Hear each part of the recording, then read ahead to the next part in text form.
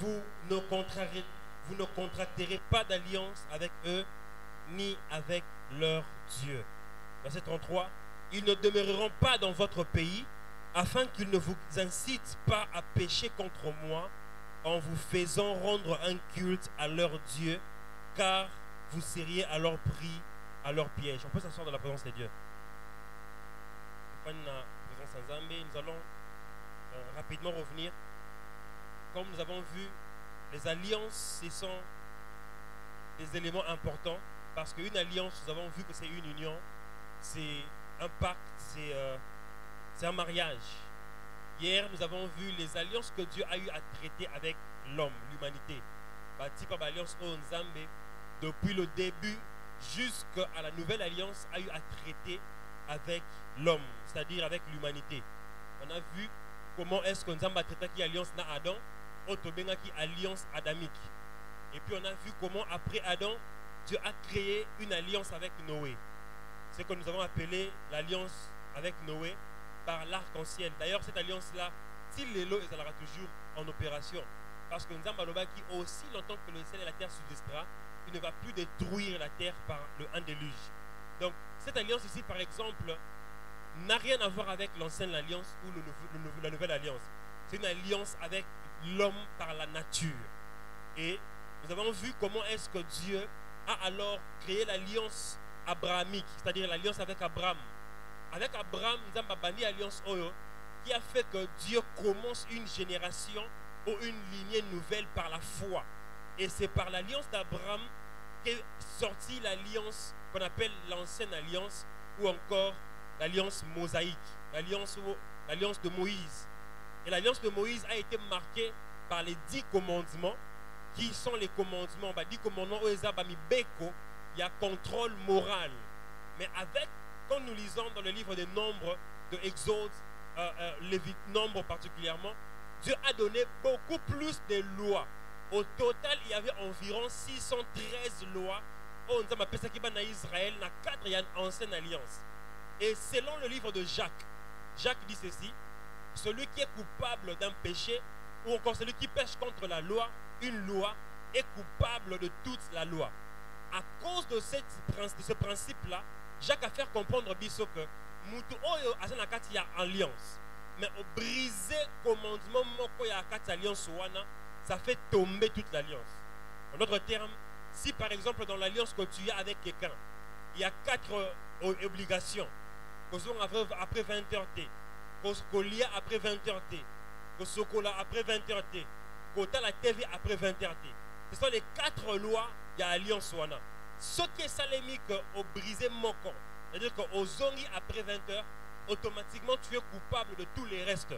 Automatiquement c'est considéré comme si au soko lipé après 20 heures, que au talipé TV après 20 heures, au lipé après 20 heures. Pourquoi? Parce que la loi, selon l'ancienne alliance, dans les principes des alliances, briser une brèche ou encore une partie du contrat te rend coupable de tout le contrat. Voilà pourquoi c'était très difficile à l'homme d'obéir à la loi. Parce que l'homme peut marcher droit devant Dieu par rapport à un commandement.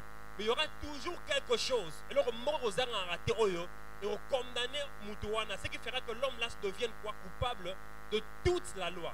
Et l'ancienne alliance était devenue difficile parce qu'imaginez-vous, avec 613 lois qu'il faut obéir, parmi lesquelles il y avait les lois morales, ce que nous avons comme les 10 commandements. C'est-à-dire qu'il y a des lois liées à la moralité, liées à l'exercice de ce qu'on appelle righteousness, l'exercice de la droiture. Tu ne toucheras pas la femme de ton voisin, tu n'auras pas d'autre Dieu devant ma face, tu ne vas pas insulter. Toutes ces choses, c'était considéré comme les 10 commandements, la base, car c'était la loi morale. Lorsque Dieu a appelé Abraham, il a dit à Abraham, marche devant moi et sois intègre. L'intégrité d'Abraham était attachée ou liée à la manière dont il appréhendait les choses et la moralité de sa vie. Nous sommes ensemble, n'est-ce pas? Alors, quand Nzambe a décidé d'établir ancienne alliance, ça c'est venu avec les lois. Et la particularité était quoi? Avec l'ancienne alliance, Dieu a commencé une nation, officiellement un peuple qui lui appartenait, qu'on a appelé les enfants d'Israël. Mais l'ancienne alliance, la Bible dit que c'était l'ombre des choses à venir. Parce qu'il y avait, comme j'ai dit, des lois morales, il y avait aussi des lois cérémoniales. C'est-à-dire que c'était des lois attachées à la purification. Parce que quand l'homme péchait par rapport aux lois morales, il fallait qu'il y ait des cérémonies. Des cérémonies qui soient faites selon. Voilà pourquoi il n'a pas loi de chaque jour, on emmenait Niama au devant du sacrificateur et il va prier pour toi à l'heure de l'offrande du soir, entre 15h et 18h. Avant le mot est kende, il faut pas ça, mais la peau Niama wana sacrifice naye, ça va attester que tu es pardonné chaque jour. Et il y avait des lois comme ça, il fallait prendre le sang de l'animal, mettre ça dans le lieu saint, et le sacrificateur devait le faire chaque soir, faire des prières pour lui et pour le peuple, ainsi de suite. C'était des lois cérémoniales, des lois qui avaient trait à beaucoup de choses. Mais aussi parmi ces lois, c'était des lois qui avaient trait au sacerdoce ou encore à l'exercice du ministère à l'époque. Et parmi ces lois, il y avait aussi les lois qui étaient à caractère hygiénique, qui étaient à caractère social. C'est-à-dire que parce qu'à l'époque, parce que la technologie n'a pas sauté, parce qu'il n'a pas soin, savon médical, alors Dieu leur obligeait des lois qui permettaient de garder une certaine sainteté au milieu des enfants d'Israël. Alors, par exemple, une femme qui est dans ses règles, elle est impure. Il faut la musique parce qu'aujourd'hui c'est différent avec tout ce que nous avons. En bref, il y avait différents types de lois que Dieu avait données, mais qui constituaient un ensemble de 613 lois environ, qui était la base de l'ancienne alliance. Mais parce que c'était difficile à l'homme d'obéir à la loi, ou encore à toute la loi, Dieu a commencé à stratégiser comment emmener la nouvelle alliance. Parce que rappelez-vous, toute alliance est basée sur l'obéissance. C'est-à-dire que c'est l'obéissance, l'engagement dans l'alliance qui détermine et qui définit ce qui va arriver dans l'alliance ou pas. Alors, Dieu a appelé David. Et il a appelé David parce que David devait être celui par qui il y aurait l'alliance par la royauté. Pourquoi? Parce que le Messie qui devait venir dans la nouvelle alliance devait être descendant de David. Pourquoi aussi? Parce qu'en tant que descendant de David, il allait être celui qui sera la marque du retour de la royauté de Dieu sur la terre. Voilà pourquoi. Parce que les prophéties disaient que le Messie sera fils de David. Il sera roi à la place de son père. Tant que vous soyez, les pharisiens, ils ont voulu faire de Jésus un roi physique. Ils ont voulu faire de Jésus-Christ un opposant à Rome. Ils ont repoussé à désobéir Rome parce que ce qu'on a Messie. La prophétie disait que le Messie sera le roi. Donc il y a encore de la roi n'a sauté tout ça l'esclavagisme. Donc il faut de la rébellion. Or ils ne savaient pas que ce qui était annoncé était l'ombre des choses à venir. C'est comme ça même que Pierre nous dit que la grâce qui a été révélée, ou encore la nouvelle alliance que nous avons reçue, ça a été l'objet des investigations des prophètes. Ils ont eu à recevoir ces choses, à les voir, mais ils ne savaient pas que ce n'était pas à eux que fallait qu'on quitte. Alors ils ont passé toute leur vie à étudier l'ancienne alliance, la nouvelle alliance plutôt, à essayer de comprendre comment est-ce qu'un homme peut faire sauver toute une nation ou toutes les nations, parce que ça annonçait la venue du Messie. C'est comme ça qu'après toutes ces choses, à la succession des rois et des rois, Israël a été emporté, et Dieu a décidé d'envoyer son fils. La Bible dit que lorsque les temps se sont accomplis, le Fils de Dieu, le Fils de l'homme s'est manifesté. C'était quoi l'accomplissement de temps? C'était les prophéties qui ont été libérées dans l'Ancien Testament.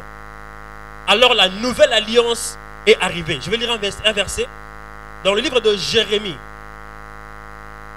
Prophète Jérémie. Jérémie 31. Le verset 31. Jérémie 31, 31, la Bible dit: mais des jours viennent, déclare l'Éternel, où moi, je conclurai avec le peuple d'Israël et celui de Juda une alliance nouvelle. Elle ne sera pas comme celle que j'ai conclue avec leur père, quand je les ai pris de la main, par la main pour faire sortir d'Égypte. Car cette alliance-là, ils l'ont rompue, alors que moi j'étais leur suzerain. L'Éternel le déclare. Mais voici quelle alliance je conclurai avec le peuple d'Israël après ces jours, déclare l'Éternel. Je placerai ma loi au plus profond d'eux-mêmes. Je la graverai sur leur cœur. Moi je serai leur Dieu, eux, ils seront mon peuple.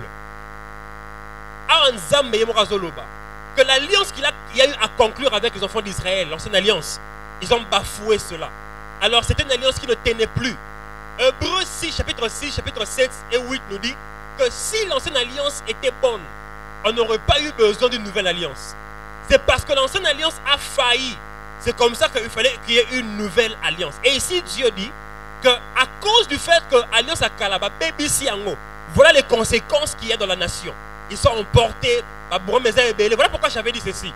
Que souvent, la récurrence ou encore la succession des problèmes dans nos vies peut indiquer que quelque part, une alliance est brisée. Parce que lorsque l'alliance est brisée, ça ouvre les portes pour que les esprits qui étaient témoins de l'alliance puissent faire du mal. Ce qui alliance est baby. Ce qui moutou à désobéir par une alliance, ça peut permettre aux esprits qui fonctionnent dans le mal de lui faire du mal, parce que lorsque tu fais alliance avec Dieu, il y a ce qu'on appelle des témoins. J'ai expliqué ça hier. Alors Dieu ici a promis quoi? Une nouvelle alliance. Il a dit, je ferai une alliance avec eux. C'est comme ça que par la nouvelle alliance, rappelez-vous, entre parenthèses, j'expliquais ces choses quand j'expliquais que dans le verset du départ, on a vu, la Bible dit, tu ne feras pas alliance avec eux ni avec leur Dieu. Cela veut dire qu'on peut faire alliance avec des hommes et alliance avec des esprits ou encore avec Dieu. Mais ici, je parle des alliances que Dieu a fait avec l'humanité entière. Pas avec un individu. C'est-à-dire qu'un individu représentant l'humanité ou représentant une génération. J'expliquais ça hier, je crois, en expliquant comment dans une famille, par exemple, le papa étant chef de famille, il représente toute la famille. Alors, si le papa signe un contrat avec le diable, automatiquement, toutes les personnes qui sont représentées par ce papa subiront. Voilà pourquoi Josué a dédié sa famille en disant, moi et ma maison, moi et ma famille, nous servirons l'Éternel. Parce qu'en vertu de représentation, si je te représente et que je gaffe, ma gaffe sera aussi sur toi. C'est comme ça que le péché d'Adam avait atteint tout le monde. Parce que Dieu n'avait pas conclu alliance avec Adam comme une personne, mais avec Adam comme représentant de la race humaine. Alors lorsque Adam a péché, toute la race humaine aussi est tombée dans le péché. Voilà pourquoi quand nous traitons des alliances, il faut savoir ça implique qui.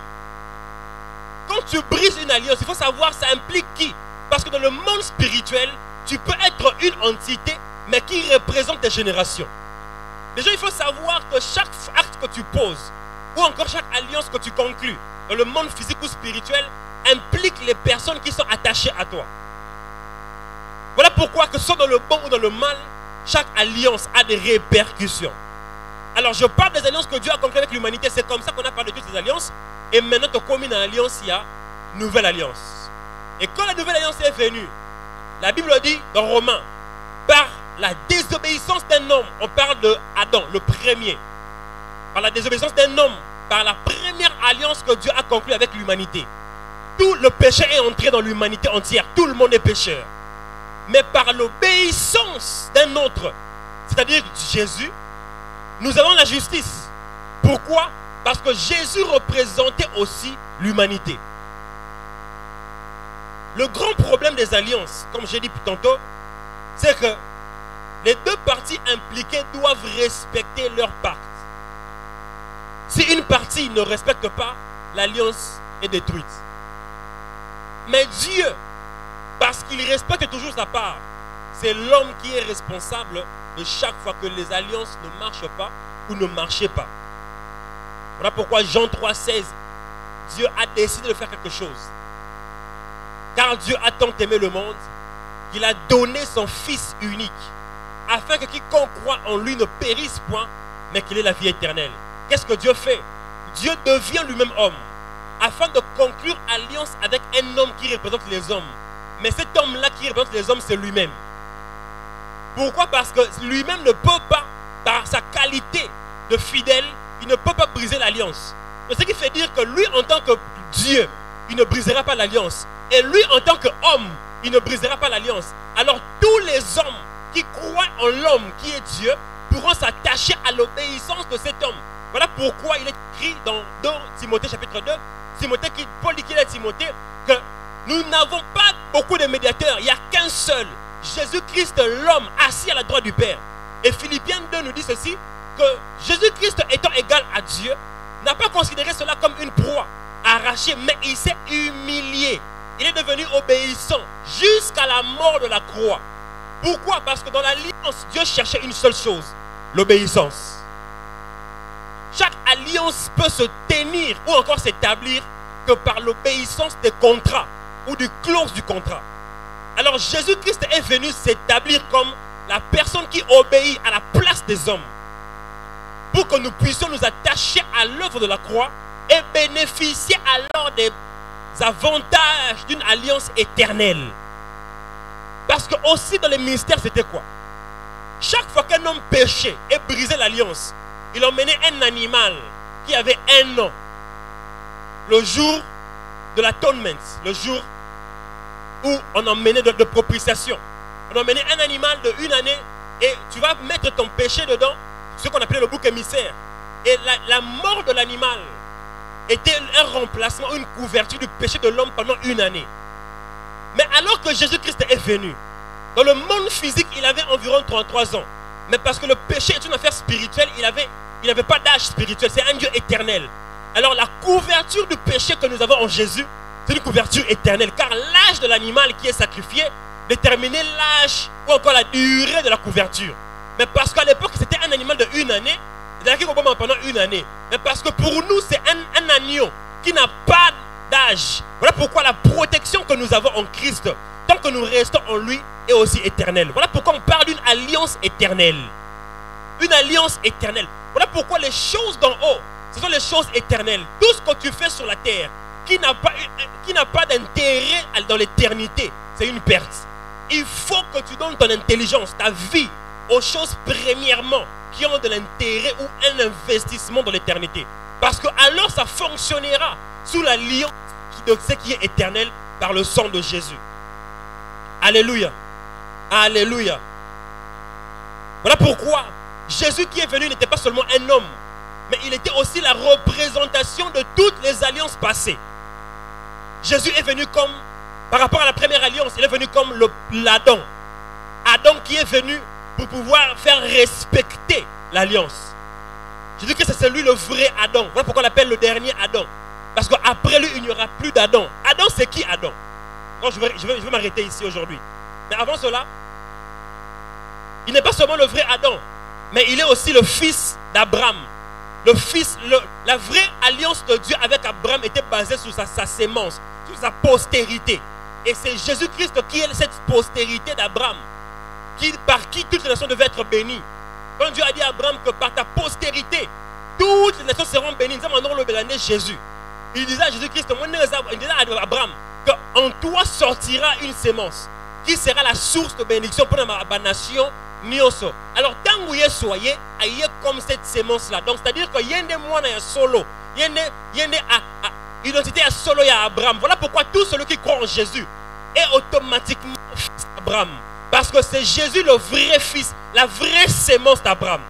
Isaac était une représentation. Voilà pourquoi lorsque Abraham devait sacrifier Isaac, Dieu a refusé. Parce que si on sacrifie Isaac, on sacrifie Jésus. Or, Christ ne peut pas être sacrifié avant le temps. Alors, il fallait d'abord attendre que la représentation ne soit pas tuée, parce qu'il fallait que la vraie, l'image en soi, soit tuée. Et Christ est le vrai fils d'Abraham. Et c'est lui la vraie sémence de la femme. Lorsque dans Genèse chapitre 3, verset 16, verset 14, 15, 16, 17, Dieu a parlé, il a dit à Satan que la sémence de la femme écrasera ta tête et toi tu vas le mordre le talon. C'est ce qui s'est passé à la croix. Christ a écrasé la tête du serpent et le serpent a mordu le talon. C'est quoi mordre le talon? C'est par la mort. C'est-à-dire quoi? Le chemin pour écraser la tête du serpent, c'est la mort. Christ, c'est aussi le vrai Israël. Quand on parle d'Israël aujourd'hui, c'est la nation que nous connaissons physiquement. Mais c'est en Jésus que la vraie nation d'Israël est bâtie. Et c'est toi et moi. Voilà pourquoi nous sommes considérés comme Pana Israël, il y a Molimo. Parce qu'Israël, il y a solo et il y a sémence, il y a Yesu.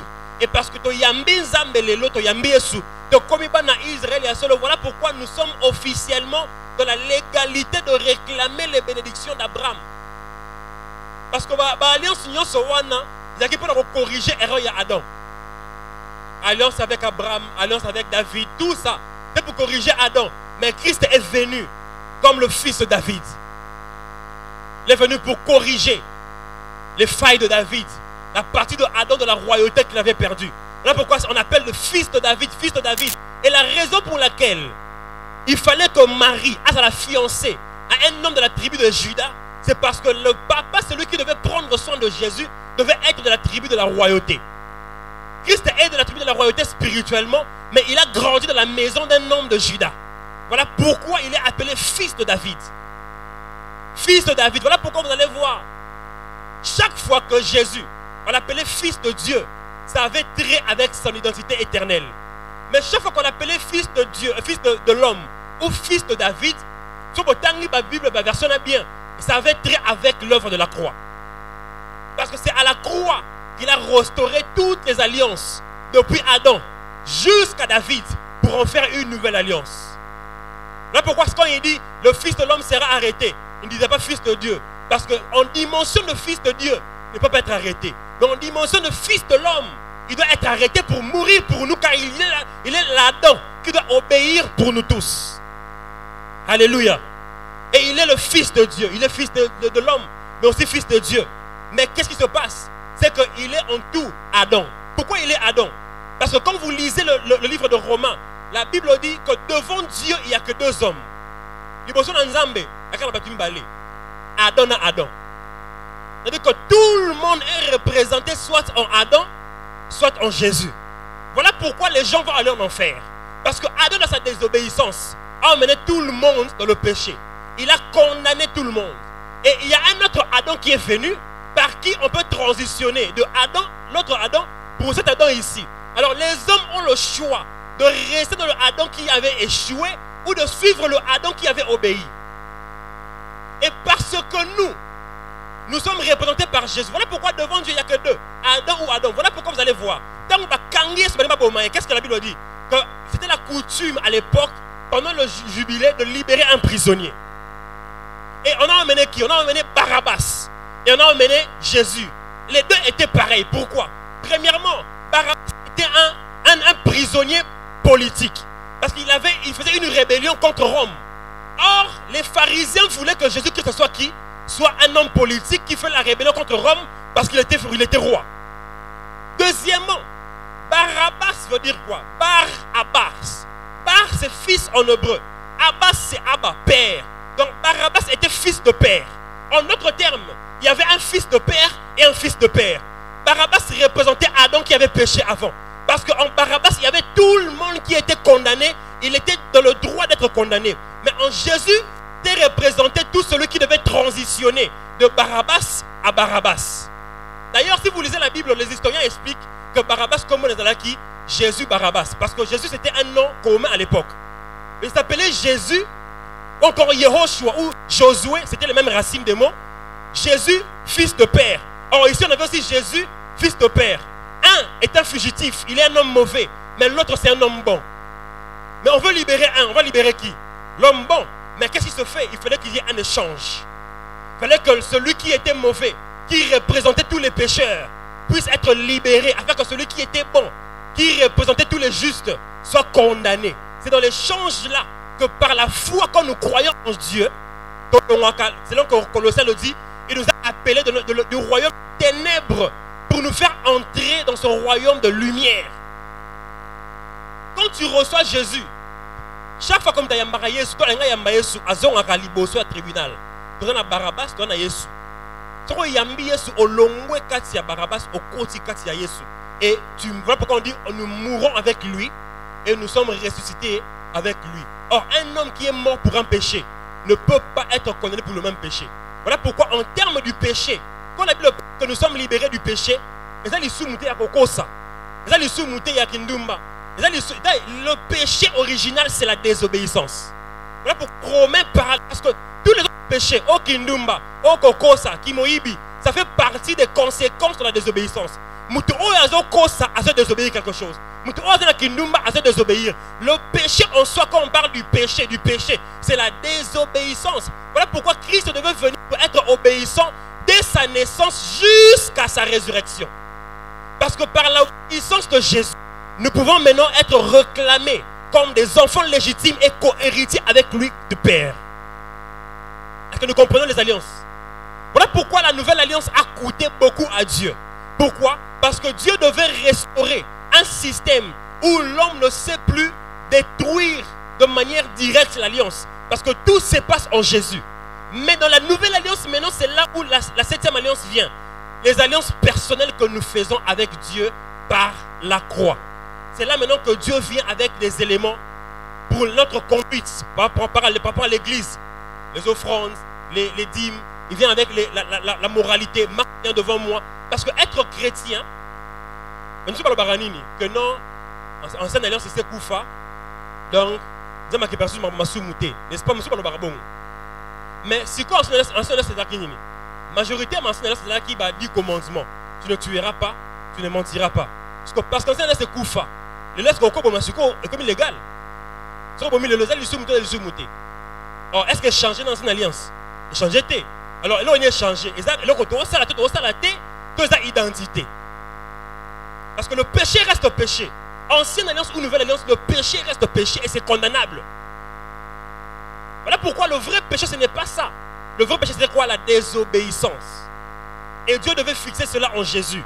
Voilà pourquoi nous avons la nouvelle alliance. Et par la nouvelle alliance, on peut faire alliance avec Dieu. Par le biais de beaucoup de mécanismes que nous allons étudier à partir de demain. Est-ce que nous comprenons les alliances? Est-ce que nous comprenons pourquoi Christ est venu? Est-ce que nous comprenons le mécanisme de sauvetage? Si tu comprends, tu peux acclamer pour la parole de Dieu. À la maison, j'aimerais que nous puissions lire quelques versets à la maison. Notons cela, si nous pouvons.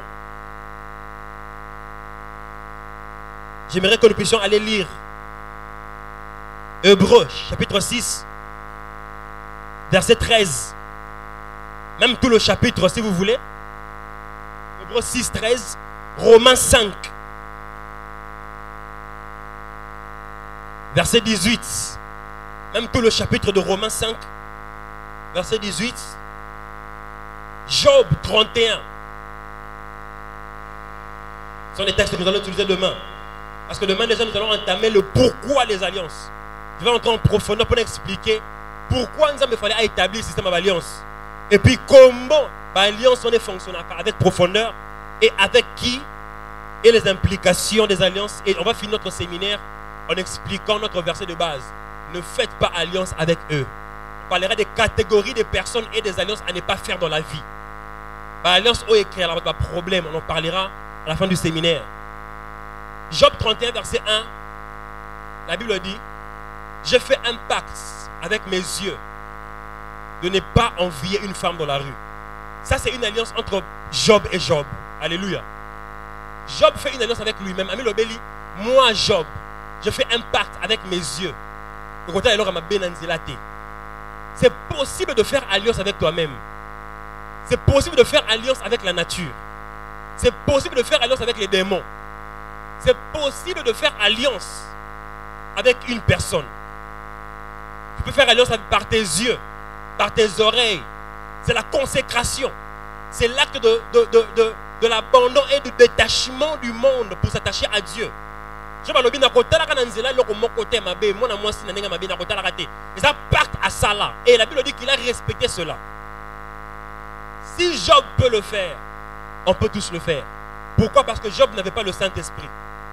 Moi et toi, on a le Saint-Esprit. Deuxièmement, Job fonctionnait sous l'alliance de l'ancienne alliance. Mais nous fonctionnons sous la nouvelle alliance où le problème de l'obéissance a déjà été traité. Donc nous tenions surtout à la capacité à obéir. C'est qu'il faut délivrance. C'est qu'il faut délivrance. Mais ceux qui ont obéir, il faut délivrance. Parce que nous tenions surtout à cause de Jésus à la capacité d'obéir et de rester dans l'alliance avec Dieu et respecter les autres alliances que nous faisons par l'œuvre de la croix avec le monde spirituel. Est-ce que tu peux encore acclamer pour la parole de Dieu?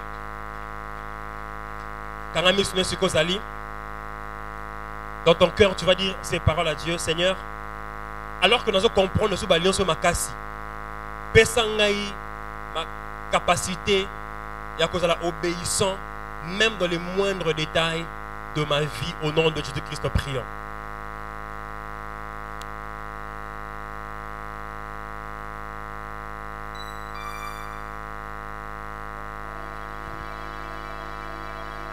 Sambela ndeko Sambela. Fata Sambela. Seigneur, merci.